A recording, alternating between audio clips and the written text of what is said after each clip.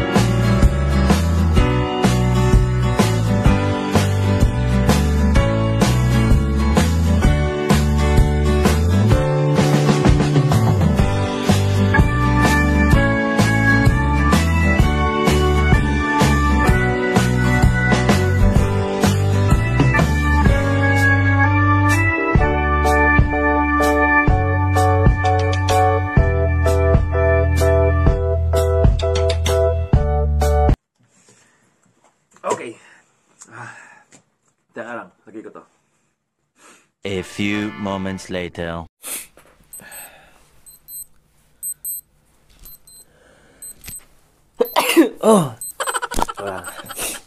Naatake ako ng allergic rhinitis ko mga tropa, no. Lamig kasi. Mga tropa, no, matagal nang tanong sa akin to. Matagal ko na nababasa to sa mga comments sa mga vlogs ko na kung magkano nga daw yung nagastos ko sa pag-apply sa Japan. Yun. Alam ko sa yung ibang katropa natin, no, nasagot ko na to. Pero madami pa din nagtatanong sa akin kung magkano yung nagastos ko. Yun. Siguro gusto nilang ikumpara yung gastos ko tsaka sa gastos ng iba, no. Unahan ko na kayo mga tropa, no. Ang gastos ko at ang gastos ng ibang ibang aplikante sa ibang agency, magkakaiba po. Depende yan sa mga layo ng bahay sa agency o layo ng bahay yung pinakatirahan nyo hanggang sa ba to? Siyempre minsan umuwi kayo, di ba? Sa pamasahe, yan. Tsaka sa medical mga katropa. Doon din nagkakaiba yan, nagkakatalo. Kasi iba-iba yung agency mga tropa, hindi naman pare-pareho yan. Kasi merong agency na stay-in. Stay-in ka, may dorm sila talaga. Tulad namin, yung agency namin na Prudential Employment Agency, meron silang partner talaga na mga dorm. Kaya yun, stay-in po kami. At kahit na may malapit kaming tirahan malapit dun sa dorm na yon, tulad ko, yung lola ko nasa Las Piñas, no? Malapit lang doon. Sinabi ko na may malapit akong lola doon sa Las Piñas, pero hindi pa rin pwede. Kailangan pa din ng stay-in. Ang paliwanag nila, training, isa yun sa mga training pala. Isa yun sa mga training ng isang trainee, yon. Kung paano makisama sa mga ibang tao. Kasi nga daw, pala sa Japan na, tulad dito, dalawa kami, di ba? May kasama ako sa bahay. Para dun pa lang sa Pilipinas, marunong kami makisama, di ba? Yun ang paliwanag nila. Yun, mga tropa, no? Yung in-applyan ko dati sa bandang Makati yata to na agency, hindi sila stay-in. Yun. Kaya kung may malapit kang tirahan dun sa agency na yon, pwede kang hindi mag-stay in. Pwede kang mag-stay in, pwede kang hindi. Pero, ang pagkakapaliwanag sa akin min dati, ikaw ang bahala maghanap ng dorm mo. Malaya ka talaga. Unlike sa Prudential Employment Agency, talagang stay in. Mahigpit kung mahigpit, pero okay naman. Ayun. Ito mga tropa, no? Doon nagkakaiba yung gastos talaga. Hindi pare-pareho talaga. Depende rin sa paggastos mo sa pagkain. Yun. Pero kung matipid ka, tipid na tipid ka talaga, mura ang magagastos mo. Pero kapag, siyempre kung gusto mong kumain talaga, pagod ka, puyat ka, tapos stress ka sa pag-aaral, siyempre gusto mong kumain at gutom ang utak mo, gutom ang tiyan mo, di ba? Hindi ka parang hindi ka makakapag, konting gastos din siyempre, dagdag sa gastos, no? Yun, depende sa iyo kung paano mo titipirin yung, yung allowance mo. Yun, makakatipid ka talaga. Pero kung talagang bili ka ng pagkain, syempre, gutom ka, yun, medyo mataas din naman. At ito pa mga katropa, sa medical. Ang medical kasi mga katropa, pag may problema ka, tulad ng SGPT, tapos SGOT yata isa. Kasi wala ako niyan. Hindi ako na problema sa medical ko mga tropa. Sa SGPT, SGOT yata isa na yan. Yun, hindi katulad ng kasama ko, lagi sila may problema, pinapabalik sila, o pamasahe pa yun, di ba? Tapos magbabayad na ng panibago. So, depende dun sa mga mangyayari, sa mga requirements mo, kung pabalik-balik ka, syempre, mas madami magagastos mo, di ba? Ayun. Dumidepende po dun ang gastos mga tropa, no? Hindi tayo pwede magsakto sa mga gagastusin natin kasi hindi natin alam kung may pending tayo sa medical, yun ang mahirap doon. Kaya dapat lagi tayo may sobra na, kung mag-iipon ka ngayon, kung mag-iipon ka ng panggastos mo, sobrahan mo na. Ang hirap kasi ng sakto, yun. Kaya mga tropa, simulan natin. Mga tropa, no? Yung first and second requirements. Yung nakita nyong requirements sa website ng Prudential Employment Agency, yun ang pinakaunang requirements nila. Yun.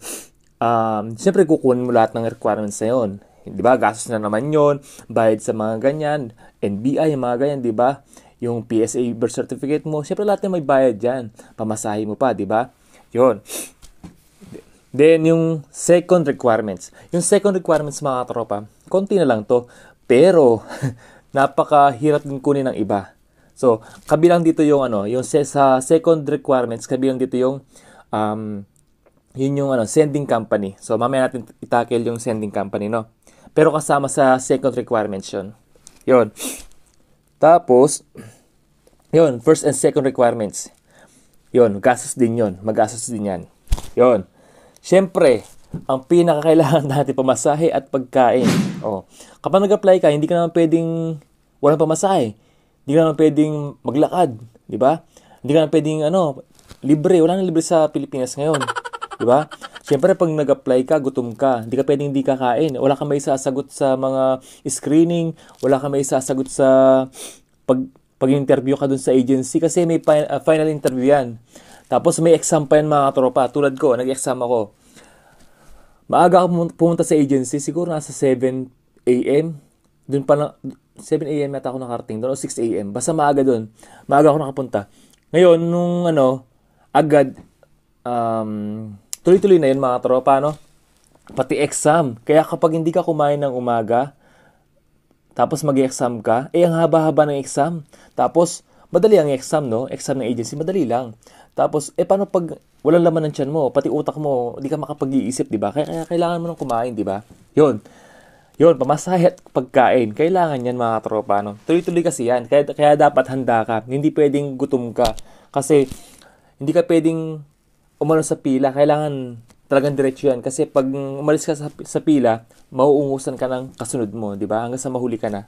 Yun ang number 2 mga tropa. Number 1 yung first and second requirements. Second, yun yung pamasahe, yung pagkain, yan. Magastos din yung mga tropa, pamasahe. Tulad ko, nasa Nueva Ecija ako, tapos bibiyahe pa ako papuntang Las Piñas, di ba? Yun. Pangatlo mga tropa, yung medical. P1, P2, monitoring, tsaka P3. Okay? Okay, sabihin natin wala kang problema sa P1, P2, monitoring. Yon. Wala kang problema dyan mga tropa. Sige, wala kang problema dyan. Tulad ko, wala kang problema dyan. Wala akong, yung SGPT ko, yung SGOT yata, hindi mataas. Yan, okay lang. Pero mga tropa, at parang, parang sa P3 ako dinali. Doon ako nayari ako doon. 'Di ba? P1, P2 monitoring, okay ako diyan. Yung mga medical ko sa previous medical ko, Taiwan, okay ako. Pati sa Pilipinas, okay ako. 'Di ba? P1, P2 monitoring, okay ako. Yung monitoring namin, siguro pagitan lang ng P3 is 1 month lang yata. Basta ano lang, yung ano niya, mabilis lang 'yon. Tapos biglang P3 may problema ako, 'di ba? Nagkaroon ako upper right linear density. Hindi ko na maalala eh. Basta, konting scars lang daw yun. Sabi ng doktor, tinatawanan lang daw nila yun. Hindi naman pwedeng ganun kasi pagkain yung trabaho namin dito, hindi pwedeng meron kaming scar, di ba? Tapos nagreklamo ako kung nagawa ko na to sa vlog ko eh. Nagreklamo ko hanggang sa pumunta pa ako sa pulmonary na yan. Nakalimutan ko na. Pumunta pa ako diyan. 'Yon, pinabasa ko. Syempre kung ano yung nasa film nung X-ray, no? Yun din naman yun, di ba? Ngayon, mga tropa, nagpa second opinion ako. Di ba? Second opinion, gastos na naman yun. Tapos pumunta ako sa ibang clinic, yung P3 ko, package yun. Lahat yun. Di ko alam kung magkano binayaran ko doon. Di ko alam kung 2,000 or 3,000 yun, mga tropa, no? Yun, binayaran ko yun. Pero yung una, hindi. Sagot ng employer yun. Pero yung second opinion na ako, sariling gastos ko na yon. Cash kong binayaran yung mga tropa. Yon. Hindi, panibagong bayad na naman. Wala akong problema sa previous medical ko, sa P1, P2 monitoring, wala. Pero dinali naman ako dun sa P3. Ang laking gastos ng mga tropa. Ngayon mga tropa, punta tayo sa pangalawang problema naman sa medical. Ito, yung mga kasama ko sa P1, P2, tsaka monitoring, yan. Yung SGPT nila, tsaka SGOT. Di ko sure ka kung SGOT yun ha, pero ang sure ko lang sa SGPT, dalawa kasi yun mga tropa, no? Hindi ko alam kung SGOT yata yun. Ayun, may problema sila doon. Ngayon, pabalik-balik sila sa medical. Pamasahe, magbabayad pa rin sila. Alam ko, pagpunta nila doon, pag retake nila, magbabayad pa rin sila. Yun. Kaya, depende pa rin yan mga tropa kung pabalik-balik ka sa lahat ng mga requirements mo sa mga medical mo. Kaya hindi ka pwede magpasakto lang sa allowance mo, sa mga budget mo. Hindi pwede mga tropa. Pasobrahan nyo kasi hindi natin alam kung anong mangyayari sa mga requirements natin, no? Okay. Pangatlo yun mga tropa, no? Ito, pang-apat mga tropa. Schooling or Nihongo training, no? Yun na. 4 months yun mga tropa, no? Sa 4 months na yun, magbabayad ka ng dorm. Hindi ko din alam kung magkano yung nakalimutan ko na kasi. 3,000 may higit yata. 3,000? Basta, every month, 3,000 yata. Basta, mahal din mga tropa para 4 months yun. Malaki din gastos to mga tropa, no? Yung schooling, yung dorm pala, dorm. Hindi lang dorm mga tropa, no? Ito. Wait lang pala, schooling muna tayo. Narito na ako doon, 4 schooling. Ano ba yan? Yantok na ako eh. Okay. Schooling mga tropa, no? Sa schooling, siyempre kailangan mo ng gamit yan. Siyempre pag nag-aaral ka, kailangan mo ng gamit. No? Hindi naman pwedeng papasok ko, wala kang notebook, wala kang ballpen, wala kang lapis, kasi lapis ang gamit noon. Tapos, yung mga Xerox na kailangan mo pa-Xerox kasi gagawa kayo ng book. Papaxerox kayo, papabook bind nyo yun para maging book. Ayun. Tapos, basta lahat ng gamit mo. Tapos, lahat ng gagamitin mo sa dorm. Sarili mo yon. Lahat ng ultimo alcohol, tissue, yan. Tapos may chopstick mga pinabili sa amin, may mga sticky note, mga ganyan. Talaga pang school talaga. Kasi sa Prudential bibigyan kayo ng pag mag-school na kayo, mag-training na kayo, bibigyan kayo ng mga yung listahan ng bibilhin yung mga gamit. Kailangan kumpleto yung mga tropa. Yon. Mahal din yun, notebook pa lang, tapos yung mga kung ano-ano pa. Yun. Next. Para ka nga nag-aral ng school talaga. Sa school talaga yun. Yun.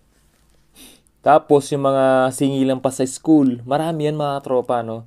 May mga singilan pa sa school tapos ito pa, yung panlinis ng kung ano-ano. Barya lang naman yun, no? Pero siyempre kasama pa rin sa budget mo yun, di ba? Yung panlinis kasi kami pa naglilinis ng school, Kami pa naglilinis noon. Kami pa. Basta lahat ng nandun sa amin din. Yung pansarili lang namin gamit sa room. Yun. Nag-share kami tapos bibilhin. Ayun. Tapos, eto na, sa dorm na tayo. Sa dorm 4 months, no? Nabduling ako kanina eh. Ayun. Pang 1, 2, 3, 4, 5. Pang 5 na tayo yung dorm. 4 months to mga tropa, no? Sinabi ko kanina, nasa 3,000 yata yung... Hindi kasi ako sure. Yun. Nakalimutan ko na sa sobrang tagal, no? Yun. Yun, mga tropa, sa dorm kasi talagang higaan lang talaga mga tropa, no? Tapos, siksikan talaga mga tropa. Siksikan. Hindi mo... Nung pagpasok ko doon, hindi ko alam na tatagal ako doon. Kasi nga 4 months, tapos ganun.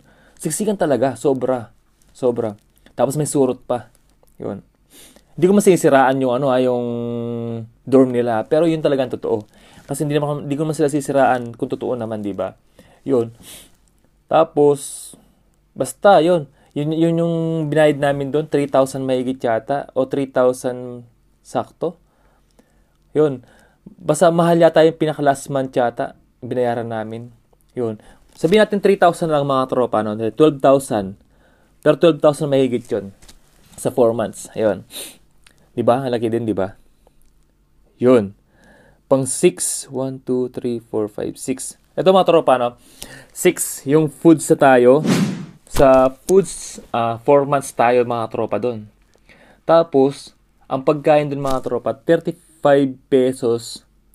35 to 50 pesos. Minsan sumusobra pa 55 pesos. Depende sa menu na order mo kasi may nagpapa-order doon ng mga karinderya. Tapos umakyat doon sila sa school kasi bawal lang kaming bumaba sa school, no? Bawal lang kaming bumaba at kumain sa labas. Talagang sa school lang talaga kami. May pupunta mga karinderya doon, yung mga representative ng karinderya, tapos pinapa-order kami doon. Ang order doon is 35 yung pinakamura. May 25 minsan yung gulay, yung upo yata yun. Yun. Kasi mura lang naman yun, di ba? Minsan munggo yata kasi. Yung munggo kasi di ba? Maramihan yun eh. Yun, tapos hanggang 55 pesos yata yung pinakamahal doon. Yun, di ba?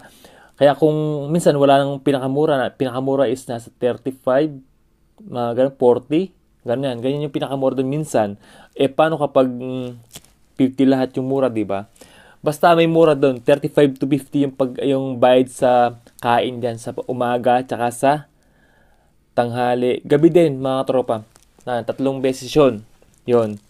Yung 50, kung murang pagkain ng bibili mo, yung ulam, meron ng extra, may extra rice na yun. Yun. Diba? Lahat kasi, walang luto doon mga tropa. Hindi ka pwede magluto doon sa dorm. Lahat bili. Excuse. Yun.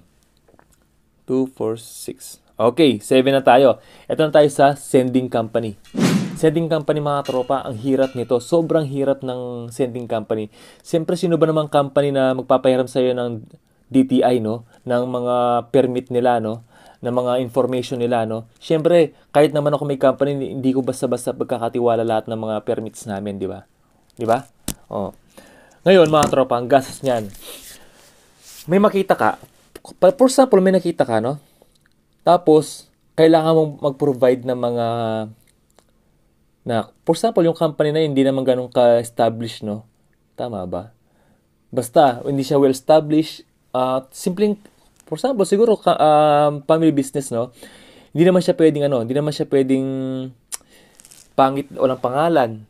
Pag walang pangalan, ikaw pang pa-print nun, ikaw pa yung, tas uniform, tapos, kung ano pwede pang gawin doon, tapos lahat ikaw pa ang gagawa. Siyempre, ikaw na nakisuyo, tapos sila pa ang gagawa para sa'yo. Hindi siyempre, no? Yun. Kung may makikita kang ganon, ito yung pangalawang mga tropa. Ito yung pangalawang paraan para magka-sending company ka. Yun. Pwede ka magbayad kung gusto ng company na kukunin mong sending company. Kung gusto nilang bayaran mo sila para pumayag sila. Yun, at sila mag-asikaso. Yun. May mga ganong company. Tapos may mga ayokong banggitin yung mga pangalan, no? Yung mga, ito lang pala mga tropa. Ang hirap kasi magsalita mga tropa kasi bawal. 'Di ba? May mga tumutulong kasi sa agency gano'n na pag wala kang sending company, pwede sila mag-refer. Tapos, kayo mag-usap. Huwag niyo na idamay yung employee na yon kasi tumulong siya, no? 'Yon. Ito pa mga tropa, may mga agency na talagang merong company, partner na company na kinukuha nila ng sending company. Merong ganun eh. Kasi yung tropa ko sa EdStaff Builder, sabi niya, hindi daw siya nahihirapan sa sending company niya kasi may partner daw yung EdStaff Builder ng agency yun ng mga company na nagbibigay ng sending company. Yung mga requirements ba, yung mga permits, yun, may partner daw silang ganun. Yun sabi niya, hindi ako sure ngayon kung ganun nga, pero yun sabi niya sa akin, at nasa Japan na ngayon yun. Siguro mag-1 year na siguro dito yun. Yun po ang sending company. Napakahirap kunin niya mga tropa. Iba po ang COE sa sending company mga tropa. Ang COE, Certificate of Employment, na katunayan nagtrabaho ka dun sa experience mo sa previous company mo na pinagtatrabahuan. Yung COE naman na isa, yung Certificate of Eligibility, yun yung pinakakontrata mo na ibibigay ng employer mo dito sa Japan is send sa Pilipinas. Yun po yun. Pareho kasi silang COE, kaya medyo nakakalito, no? Yun. Tapos yung sending company, iba din yun. Yung sending company, sinabi ko nga, di ba, sila yung mag-sponsor sa'yo na gagamitin mo yung company name nila, company permit nila, at kung ano pang information, no? Para just in case na umuwi ka na from Japan to Philippines, natapos yung kontrata mo dito, meron kang company na pagtatrabahoan ulit sa Pilipinas. Yun po ang sending company mga tropa, no? Sponsor lang sila. Yun po yun. Okay na. Okay, eto pa mga tropa, ang pinakamalupit. Yung gamit sa pag-alis mo from Philippines to Japan na. Yun na. Wait lang. Excuse. Yun. Hindi ko alam kung magkano gastos ko doon. Hindi kasi ako yung nagtipid talaga na tipid talaga mga tropa. Hindi ako nagtipid doon sa dadaling ko dito sa Japan, no. Kasi ayoko naman na pagpunta ko dito kulang-kulang ako sa gamit. Ayoko nang ganoon. Kasi na experience ko na mag Taiwan, 'di ba? So kulang-kulang dati ang gamit ko kasi wala naman akong pambili noon. Pero okay lang. Kaya ngayon nga, sa Japan nga, kinumpleto ko talaga. Ayoko yung maghihingi ako. Unang-una sa gamot mga tropa, kailangan may gamot talaga yung dadalhin, no? Hindi pwede yung, hindi ko naman gagamitin yan kasi may nagsabi sa akin yan. Di naman daw niya gagamitin, kaya di siya nagdala. Di naman daw niya magagamit pala. Ngayon, pag nagamit niya, naghingi sa akin. Oh, di ba? Ako, hindi ko nagamit. Siguro nagamit ko lang sa allergy ko sa sipon, no? Sa allergy. Sa allergic rhinitis talaga nagamit ko 'yon. Yung Nuzep para ano pa ba? Sa sakit ng tiyan, 'yan. Kasi minsan nagkakape ako, 'di ba? Minsan nag-LBM ako 'yon. Basta kailangan bumili kayo ng gamot, importante 'yan mga tropa, no? May Biogesic sa sakit ng ulo, no? Kasi minsan pag sinipon ka sa sakit ng ulo mo, 'di ba? Kailangan uminom ka ng gamot. 'Yon. Tsaka yung panlamig kasi, yun, kailangan din kasi nung umalis kami, August, September, October, so palamig na yan. Kaya kailangan magdala ng mga panlamig talaga. Yun. Kaya, taas na pa ba? Basta lahat ng mga pwede mong dalhin, yung pabango mga tropa, kasi may nabasa ako dyan sa kung pwede magdala ng pabango. Yung aficionado, no, yung, saan na ba? Meron ako dito. Ito. Aficionado, ganito kalaki, yan. Ang dinala kong ganito is 3. Example ko lang to sa akin 3.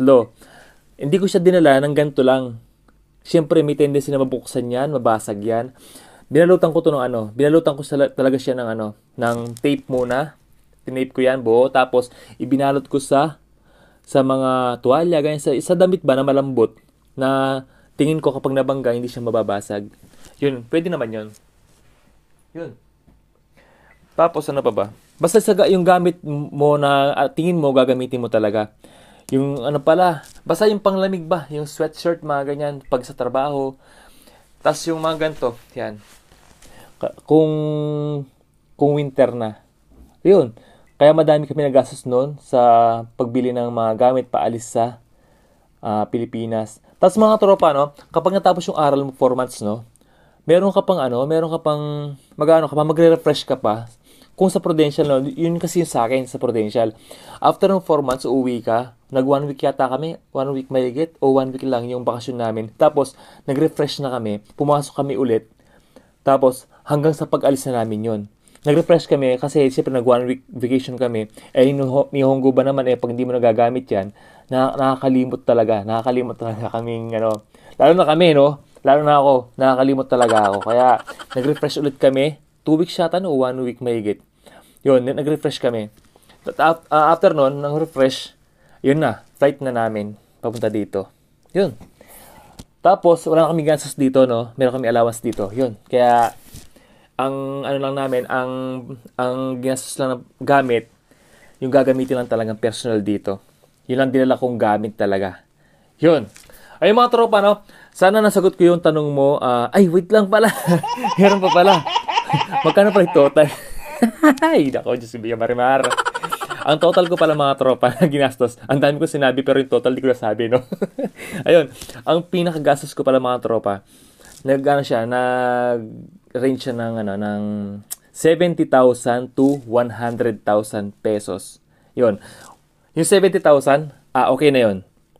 Pero, kung magtitipid ka talaga, yun, 70,000, okay na yun.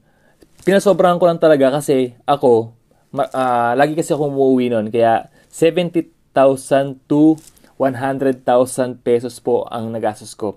Hindi ko alam kung hindi ko alam kung saktong presyo, no, pero nandun po yung ginastos ko, 70,000 to 100,000 pesos. Tapos yung mga kasama ko, no, share ko na din, 100,000 pesos sila. Kasi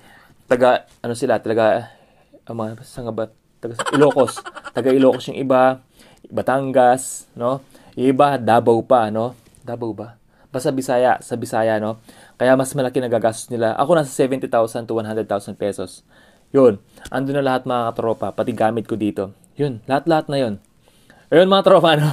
Late ko sinabi, no? Ayun mga tropa. Sana nasagot ko yung tanong ni katropang... Sino ba to? Nakalimutan ko na naman. Ayun mga tropa, no? Sana nasagot ko yung tanong ni katropang Gail Me. Ayun. Shoutout sa'yo, katropang Gail Me, no? Maraming salamat sa comment mo, no? Kasi di talaga ako makatulog ngayon kasi ang dami ko ng bakasyon. Hindi ako makatulog. Kaya ayun, nag-vlog na lang ako para sa katropa natin si katropang Gail Me. Ayun, sana sagot ko ng tama at nagkaroon ka ng idea, no? Ayun mga tropa, na yan po ang vlog natin ngayon. Sana nakakuha kayo ng idea. Ayun, maraming salamat po sa pag-support nyo sa akin. At syempre mga tropa, lagi ko naman sinasabi sa inyo, share to inspire, not to impress. Pray hard, it works, stay humble, and God bless po sa ating lahat. Bye-bye!